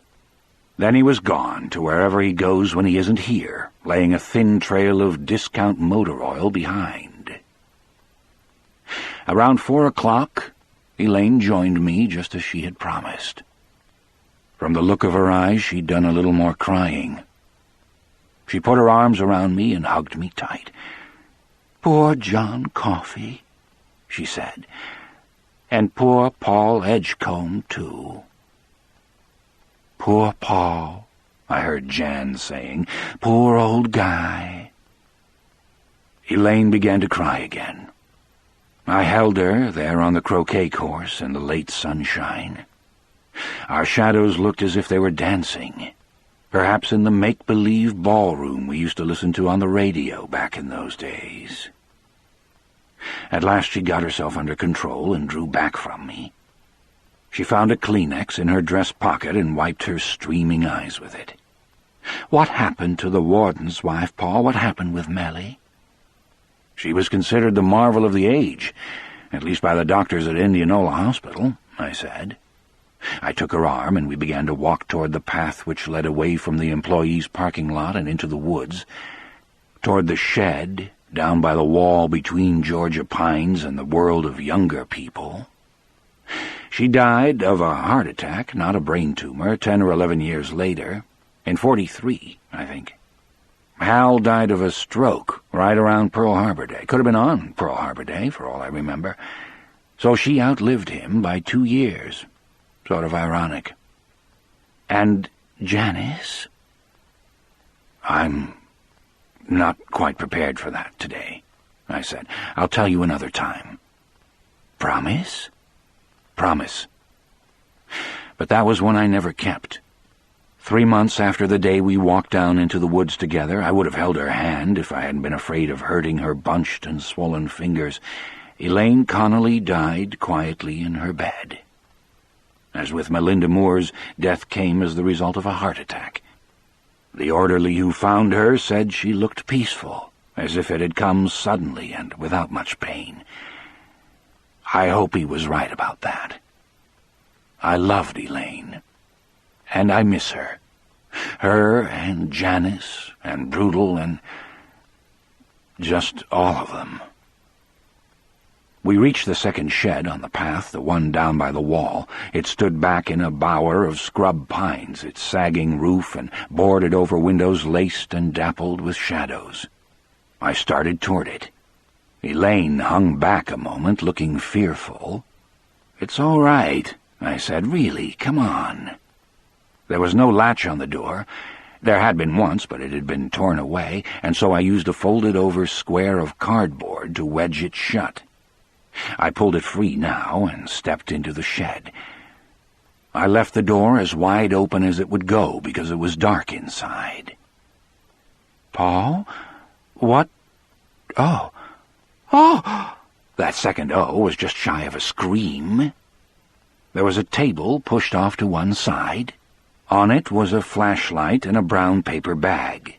On the dirty floor was a Have-A-Temp cigar box I'd gotten from the concession man who refills the home soft drink and candy machines. I'd asked him for it special, and since his company also sells tobacco products, it was easy for him to get. I offered to pay him for it. They were valuable commodities when I worked at Cold Mountain, as I may have told you, but he just laughed me off. Peering over the edge of it were a pair of bright little oil spot eyes. "Mr. Jingles?" I said in a low voice. "Come over here. Come on over here, old boy, and see this lady." I squatted down. It hurt, but I managed, and held out my hand. At first I didn't think he was going to be able to get over the side of the box this time, but he made it, with one final lunge. He landed on his side, then regained his feet and came over to me. He ran with a hitching limp in one of his back legs. The injury that Percy had inflicted had come back in Mr. Jingle's old age. His old age. Except for the top of his head and the tip of his tail, his fur had gone entirely gray. He hopped onto the palm of my hand. I raised him up, and he stretched his neck out, sniffing at my breath with his ears laid back and his tiny, dark eyes avid. I held my hand out toward Elaine, who looked at the mouse with wide-eyed wonder, her lips parted. "It can't be," she said, and raised her eyes to me. "Oh, Paul, it isn't. It can't be." "Watch," I said, "and then tell me that." From the bag on the table I took a spool which I had colored myself, not with Crayolas, but with magic markers, an invention undreamed of in 1932. It came to the same, though. It was as bright as Dell's had been, maybe brighter. "Messieurs et mesdames," I thought, "bienvenue au Cirque du Mousy." I squatted again, and Mr. Jingles ran off my palm. He was old, but as obsessed as ever. From the moment I had taken the spool out of the bag, he'd had eyes for nothing else. I rolled it across the shed's uneven, splintery floor, and he was after it at once. He didn't run with his old speed, and his limp was painful to watch, but why should he have been either fast or sure-footed? As I've said, he was old, a Methuselah of a mouse, 64 at least. He reached the spool, which struck the far wall and bounced back. He went around it, then lay down on his side. Elaine started forward, and I held her back. After a moment, Mr. Jingles found his feet again. Slowly, so slowly, he nosed the spool back to me. When he'd first come, I'd found him lying on the steps leading to the kitchen in just that same way, as if he'd traveled a long distance and was exhausted. He had still been able to guide the spool with his paws, as he had done all those years ago on the Green Mile. That was beyond him now. His hindquarters would no longer support him. Yet his nose was as educated as ever. He just had to go from one end of the spool to the other to keep it on course. When he reached me, I picked him up in one hand, no more than a feather he weighed, and the spool in the other. His bright, dark eyes never left it. "Don't do it again, Paul," Elaine said in a broken voice. "I can't bear to watch him." I understood how she felt, but thought she was wrong to ask it. He loved chasing and fetching the spool. After all the years, he still loved it just as much. We should all be so fortunate in our passions. "There are peppermint candies in the bag, too," I said. "Canada mints. I think he still likes them. He won't stop sniffing if I hold one out to him, but his digestion has gotten too bad to eat them. I bring him toast instead." I squatted again, broke a small fragment off the piece I'd brought with me from the sunroom and put it on the floor. Mr. Jingles sniffed at it, then picked it up in his paws and began to eat. His tail was coiled neatly around him. He finished, then looked expectantly up. "Sometimes us old fellas can surprise you with our appetites," I said to Elaine, and handed her the toast. "You try." She broke off another fragment and dropped it on the floor. Mr. Jingles approached it, sniffed, looked at Elaine, then picked it up and began to eat. "You see," I said, "he knows you're not a floater." "Where did he come from, Paul?" "Haven't a clue. One day when I went out for my early morning walk, he was just here, lying on the kitchen steps. I knew who he was right away, but I got a spool out of the laundry room occasional basket just to be sure. And I got him a cigar box, lined it with the softest stuff I could find. He's like us, Ellie, I think. Most days just one big sore place. Still, he hasn't lost all his zest for living. He still likes his spool, and he still likes a visit from his old blockmate." 60 years I held the story of John Coffey inside me. 60 and more. And now I've told it. I kind of had the idea that's why he came back, to let me know I should hurry up and do it while there was still time. Because I'm like him, getting there. Getting where? Oh, you know, I said. And we watched Mr. Jingles for a while in silence. Then, for no reason I could tell you, I tossed the spool again, even though Elaine had asked me not to. Maybe only because, in a way, him chasing the spool was like old people having their slow and careful version of sex. You might not want to watch it, you who are young and convinced that when it comes to old age an exception will be made in your case, but they still want to do it. Mr. Jingles set off after the rolling spool again, clearly with pain, and just as clearly, to me at least, with all his old obsessive enjoyment. "Ivy glass windows," she whispered, watching him go. "Ivy glass windows," I agreed, smiling. "John Coffey touched the mouse the way he touched you. He didn't just make you better of what was wrong with you then. He made you, what, resistant? That's as good a word as any, I think. Resistant to the things that eventually bring the rest of us down like trees with termites in them. You and him, Mr. Jingles, when he cupped Mr. Jingles in his hands." "That's right. Whatever power worked through John did that, that's what I think anyway. And now it's finally wearing off. The termites have chewed their way through our bark. It took a little longer than it does ordinarily, but they got there. I may have a few more years. Men still live longer than mice, I guess, but Mr. Jingles' time is just about up." He reached the spool, limped around it, fell over on his side, breathing rapidly. We could see his respiration moving through his gray fur like ripples, then got up and began to push it gamely back with his nose.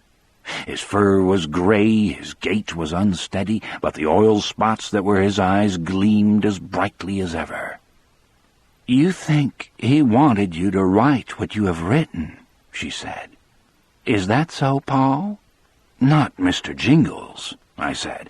"Not him, but the force that—" "Why, Paulie! And Elaine Connolly, too!" a voice cried from the open door. It was loaded with a kind of satiric horror. "As I live and breathe, what in the goodness can you two be doing here?" I turned, somehow not at all surprised to see Brad Dolan there in the doorway. He was grinning as a man only does when he feels he's fooled you right good and proper. How far down the road had he driven after his shift was over? Maybe only as far as the Wrangler for a beer or two, and maybe a lap dance before coming back. "Get out," Elaine said coldly. "Get out right now." "Don't you tell me to get out, you wrinkledy old bitch," he said, still smiling. "Maybe you can tell me that up the hill, but you ain't up the hill now. This ain't where you're supposed to be. This is off limits. Little love nest, Polly? Is that what you got here? Kind of a Playboy pad for the geriatric?" His eyes widened as he at last saw the shed's tenant. "What the fuck?" I didn't turn to look. I knew it was there, for one thing. For another, the past had suddenly doubled over the present, making one terrible image, three-dimensional in its reality. It wasn't Brad Dolan standing there in the doorway, but Percy Wetmore. In another moment he would rush into the shed and crush Mr. Jingles, who no longer had a hope of outrunning him, under his shoe. And this time there was no John Coffey to bring him back from the edge of death, any more than there had been a John Coffey when I needed him on that rainy day in Alabama. I got to my feet, not feeling any ache in my joints or muscles this time, and rushed toward Dolan. "Leave him alone," I yelled. "You leave him alone, Percy, or by God, who you callin' Percy?" he asked, and pushed me back so hard I almost fell over. Elaine grabbed me, although it must have hurt her to do so, and steadied me. "Ain't the first time you done it, either. And stop peeing in your pants. I ain't gonna touch him, and don't need to. That's one dead rodent." I turned, thinking that Mr. Jingles was only lying on his side to catch his breath the way he sometimes did. He was on his side all right, but that rippling motion through his fur had stopped. I tried to convince myself that I could still see it, and then Elaine burst into loud sobs. She bent painfully and picked up the mouse I had first seen on the Green Mile, coming up to the duty desk as fearlessly as a man approaching his peers or his friends. He lay limp on her hand. His eyes were dull and still. He was dead. Dolan grinned unpleasantly, revealing teeth which had had very little acquaintance with a dentist. "Aw, sakes now," he said. "Did we just lose the family pet? Should we have a little funeral with paper flowers and—" "Shut up!" Elaine screamed at him, so loudly and so powerfully that he backed away a step, the smile slipping off his face. "Get out of here! Get out, or you'll never work another day here, not another hour, I swear it!" "You won't be able to get so much as a slice of bread on a bread line," I said, but so low neither of them heard me. I couldn't take my eyes off Mr. Jingles, lying on Elaine's palm like the world's smallest bearskin rug. Brad thought about coming back at her, calling her bluff. He was right, the shed wasn't exactly approved territory for the Georgia Pines inmates, even I knew that much. And then didn't. He was at heart a coward, just like Percy, and he might have checked on her claim that her grandson was somebody important and had discovered it was a true claim. Most of all, perhaps, his curiosity had been satisfied, his thirst to know slaked. And after all his wondering, the mystery had turned out not to be such of a much. An old man's pet mouse had apparently been living in the shed. Now it had croaked, had a heart attack or something while pushing a colored spool. "Don't know why you're getting so het up," he said, "either of you. You act like it was a dog or something." "Get out!" she spat. "Get out, you ignorant man! What little mind you have is ugly and misdirected."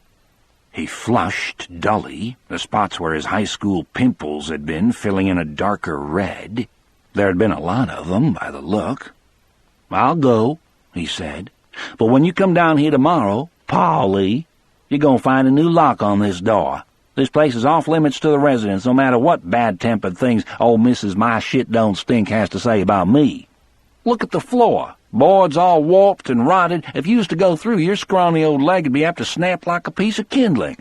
So just take that dead mouse if you want it and get gone. The Love Shack is hereby closed." He turned and strode away, looking like a man who believes he's earned at least a draw. I waited until he was gone, and then gently took Mr. Jingles from Elaine.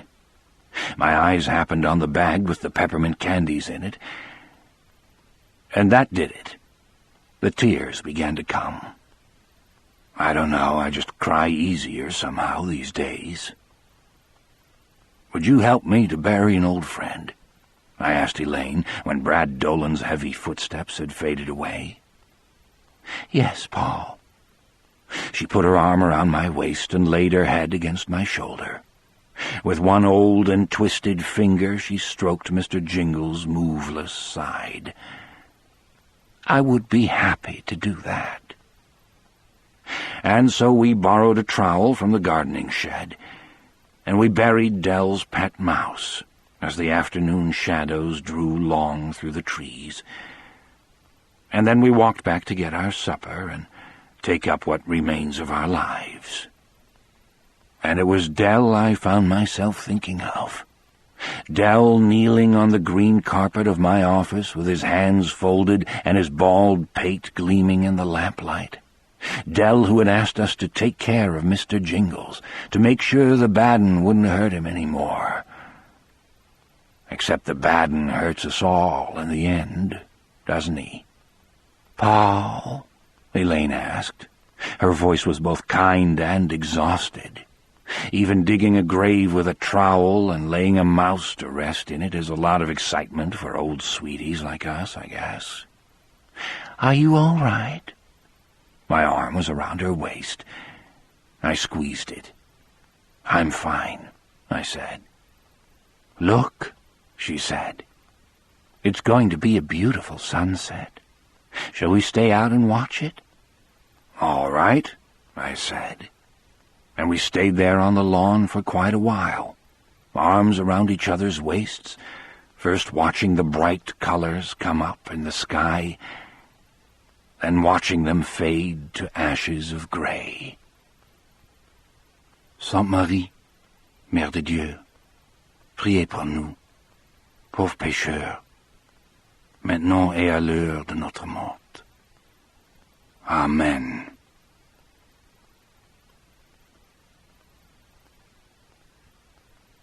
Chapter 13, 1956. Alabama in the rain. Our third grandchild, a beautiful girl named Tessa, was graduating from the University of Florida. We went down on a Greyhound. 64 I was then, a mere stripling. Jan was 59 and as beautiful as ever, to me at least. We were sitting in the seat all the way at the back, and she was fussing at me for not buying her a new camera to record the blessed event. I opened my mouth to tell her we had a day to shop in after we got down there, and she could have a new camera if she wanted one. It would fit the budget, all right, and furthermore I thought she was just fussing because she was bored with the ride and didn't like the book she'd brought. A Perry Mason, it was. That's when everything in my memory goes white for a bit, like film that's been left out in the sun. Do you remember that accident? I suppose a few folks reading this might, but mostly not. Yet it made front-page headlines from coast to coast when it happened.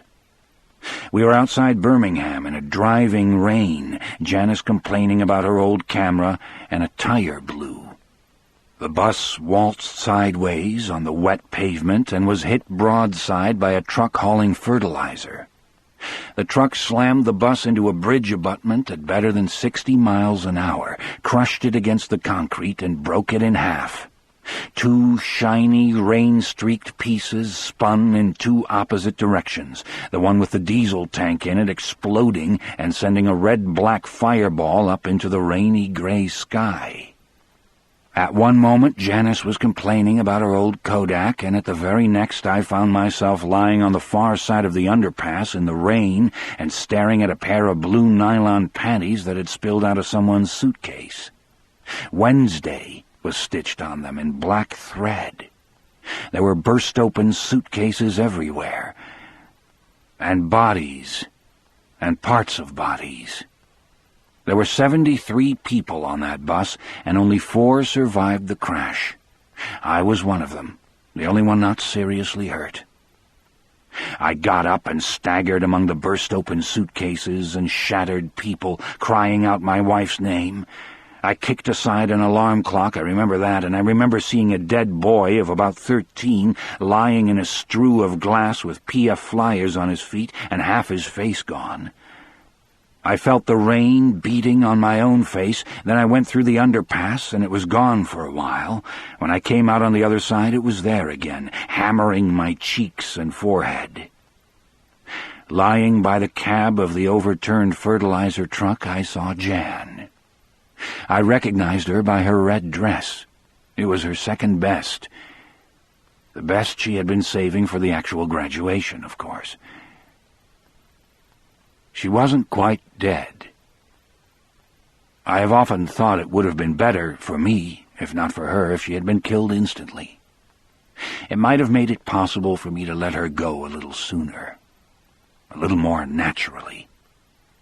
Or perhaps I'm only kidding myself about that.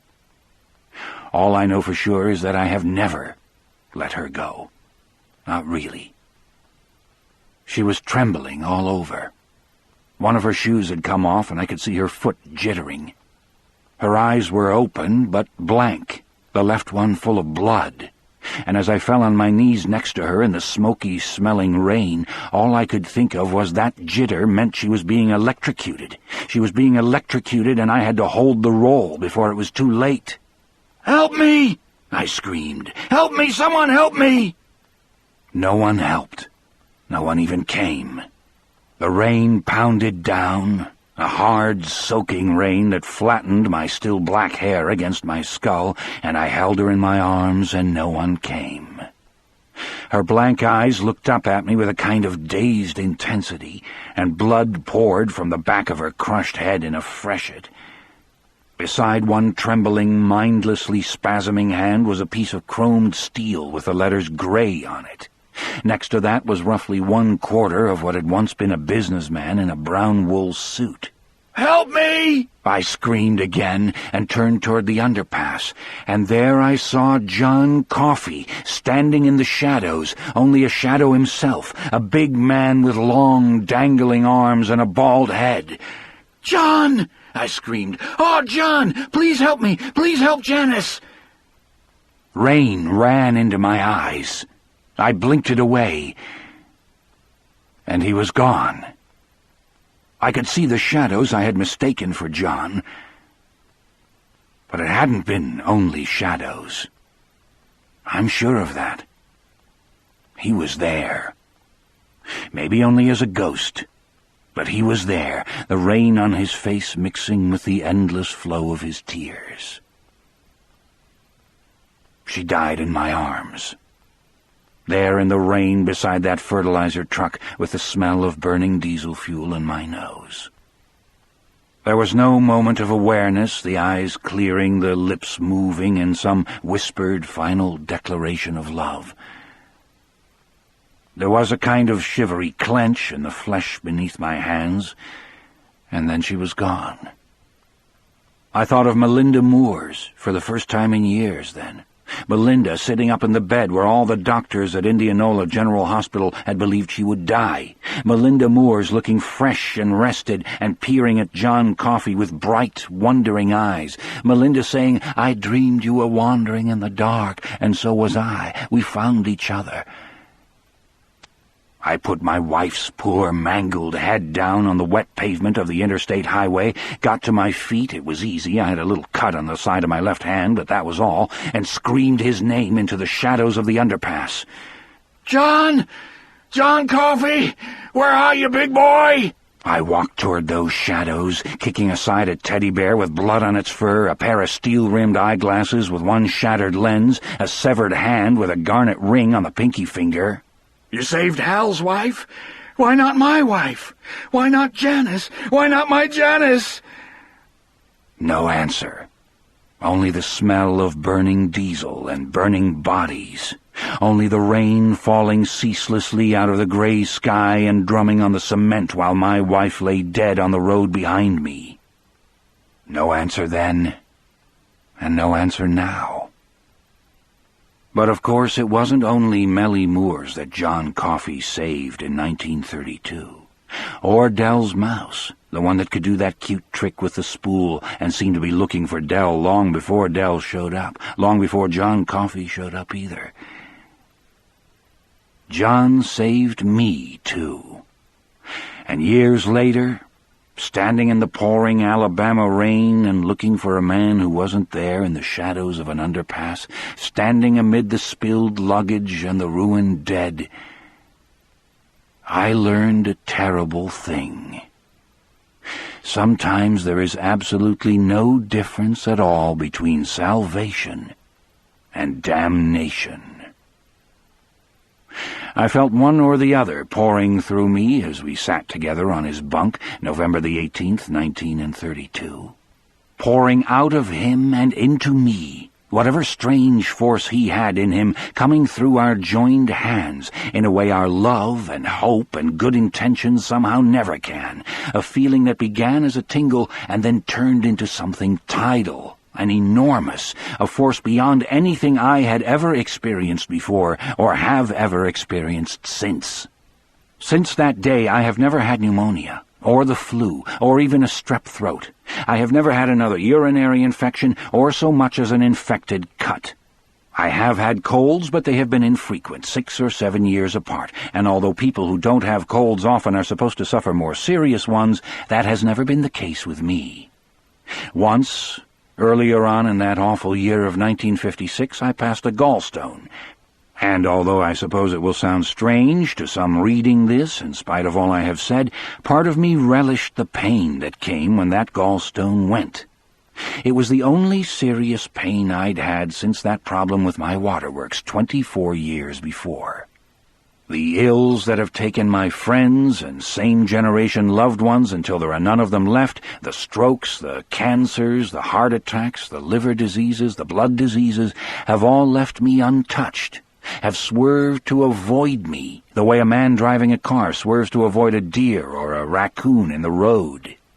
The one serious accident I was in left me untouched, save for a scratch on the hand. In 1932, John Coffey inoculated me with life. Electrocuted me with life, you might say. I will pass on eventually. Of course I will. Any illusions of immortality I might have had died with Mr. Jingles, but I will have wished for death long before death finds me. Truth to tell, I wish for it already, and have ever since Elaine Connolly died. Need I tell you? I look back over these pages, leafing through them with my trembling, spotted hands, and I wonder if there is some meaning here, as in those books which are supposed to be uplifting and ennobling. I think back to the sermons of my childhood, booming affirmations in the church of Praise Jesus, the Lord is Mighty, and I recall how the preachers used to say that God's eye is on the sparrow, that he sees and marks even the least of his creations. When I think of Mr. Jingles and the tiny scraps of wood we found in that hole in the beam, I think that is so. Yet this same God sacrificed John Coffey, who tried only to do good in his blind way, as savagely as any Old Testament prophet ever sacrificed a defenseless lamb, as Abraham would have sacrificed his own son if actually called upon to do so. I think of John saying that Wharton killed the Dederick twins with their love for each other, and that it happens every day all over the world. If it happens, God lets it happen, and when we say, I don't understand, God replies, I don't care. I think of Mr. Jingles dying while my back was turned and my attention usurped by an unkind man whose finest emotion seemed to be a species of vindictive curiosity. I think of Janice jittering away her last mindless seconds as I knelt with her in the rain. "Stop it," I tried to tell John that day in his cell. "Let go of my hands. I'm going to drown if you don't. Drown or explode." "You won't explode," he answered, hearing my thought and smiling at the idea. And the horrible thing is that I didn't. I haven't. I have at least one old man's ill. I suffer from insomnia. Late at night, I lie in my bed, listening to the dank and hopeless sound of infirm men and women coughing their courses deeper into old age. Sometimes I hear a call bell, or the squeak of a shoe in the corridor, or Mrs. Javitz's little TV turned to the late news. I lie here, and if the moon is in my window, I watch it. I lie here and think about Brutal and Dean and sometimes William Wharton saying, "That's right, nigger, bad as you'd want." I think of Delacroix saying, "Watch this, Boss Edgecombe, I teach Mr. Jingles a new trick." I think of Elaine standing in the door of the sunroom and telling Brad Dolan to leave me alone. Sometimes I doze and see that underpass in the rain with John Coffey standing beneath it in the shadows. It's never just a trick of the eye in these little dreams. It's always him, for sure, my big boy, just standing there and watching. I lie here and wait. I think about Janice, how I lost her, how she ran away red through my fingers in the rain. And I wait. We each owe a death. There are no exceptions. I know that. But sometimes, oh God, the Green Mile is so long. The End.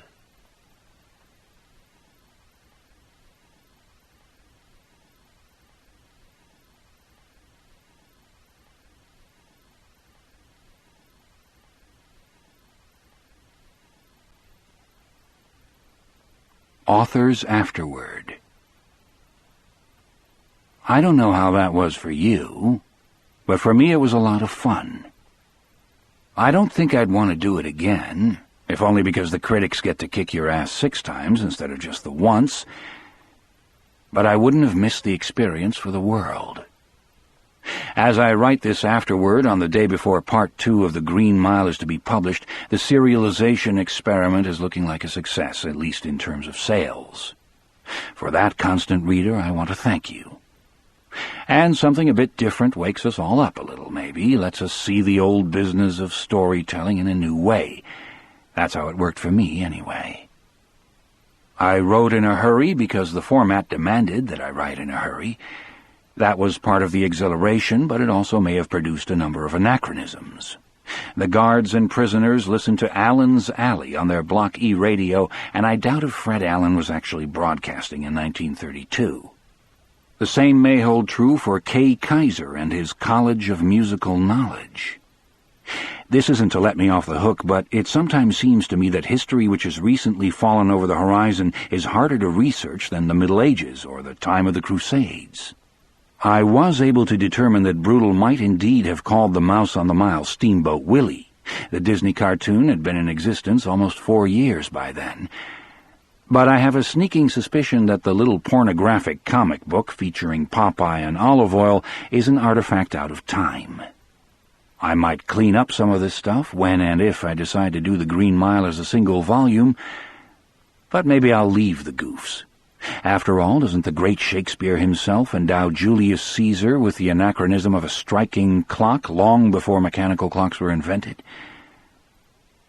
Doing The Green Mile as a single volume would present its own unique challenges, I have come to realize. The book certainly couldn't be published as it was issued in its installments. Because I took Charles Dickens as my model, I asked around about how Dickens had handled the problem of refreshing his readers' recollections at the beginning of each new episode. I had expected something like the synopses which preceded each installment of my beloved Saturday Evening Post serials, and discovered that Dickens had not been so crude. He built the synopsis into the actual story. While I was trying to decide how to do this, my wife began telling me, she doesn't exactly nag, but sometimes she advocates rather tirelessly, that I had never really finished the story of Mr. Jingles, the circus mouse. I thought she was right, and began to see that by making Mr. Jingles a secret of Paul Edgcomb's in his old age, I could create a fairly interesting front story. The result is a little bit like the form taken by the film version of Fried Green Tomatoes. In fact, everything in Paul's front story, the story of his life at the Georgia Pines old folks' home, turned out to my satisfaction. I particularly liked the way that Dolan, the orderly, and Percy Wetmore became entwined in Paul's mind, and that was not something I did on purpose. Like the happiest of fictions, it just ambled along and stepped into its place. I want to thank Ralph Ichinanza for bringing me the serial thriller idea in the first place, and all my friends at Viking, Penguin, and Signet for getting behind it, even though they were scared to death at the beginning. All writers are crazy, and of course they knew that. I also want to thank Marcia DeFilippo, who typed a whole stenographer's notebook full of my cramped handwriting and never complained. Well, rarely complained. Most of all, though, I want to thank my wife Tabitha, who read this story and said she liked it. Writers almost always write with some ideal reader in mind, I think, and my wife is mine. We don't always see eye to eye when it comes to what we each write. Hell, we rarely see eye to eye when we're shopping together in the supermarket. But when she says it's good, it usually is, because she's tough. And if I try to cheat or cut a corner, she always sees it. And you, constant reader, thank you as well. And if you have any ideas about The Green Mile as a single volume, please let me know. Stephen King, April 28, 1996, New York City.